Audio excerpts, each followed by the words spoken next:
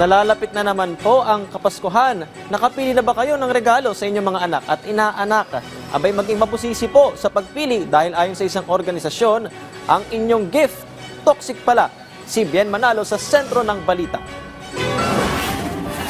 Kasabay ng selebrasyon ng National Children's Month ngayong Nobyembre at sa nalalapit na Kapaskuhan, naglipanan na muli ang mga produktong pambata tulad ng laruan.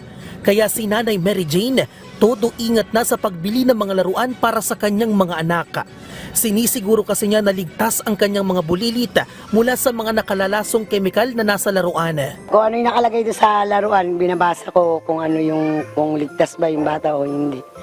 Siyempre kasi bawal tiwal, katulad po ng iba, mayroon pong nakakahalong lason, pag naisubo, siyempre magkakasakit yung mga bata. Kaya ang Ban Toxic Philippines, puspusan ang ginagawang hakbang para matiyak na ligtas ang mga kabataan mula sa nakalalasong kemikal.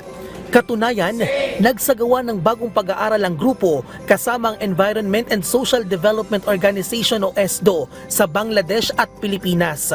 Layo nitong imulat ang kamalayan ng publiko kaugnay sa panganib na dulot ng iba't ibang nakalalasong kemikal sa mga laruan at mahikayat ang gobyerno para sa kaukulang aksyon lalo na sa mas istriktong pagpapatupad ng mga pulisiya ukol dito. Pinupursige ng aming grupo ng Ban Toxics at maging ng ESDO na talagang alisin, tanggalin ang mga chemicals na to dahil hindi talaga ito kailangan sa ganitong mga produkto, lalong-lalo na sa mga produktong pambata.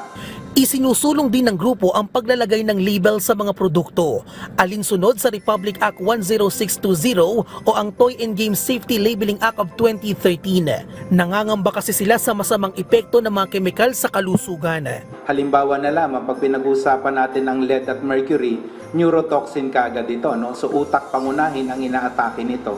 Vinyl chloride, yung mga klaseng mga plastic squeaky toys, ang ibang klaseng chemicals naman yung epekto yung magiging resulta nito.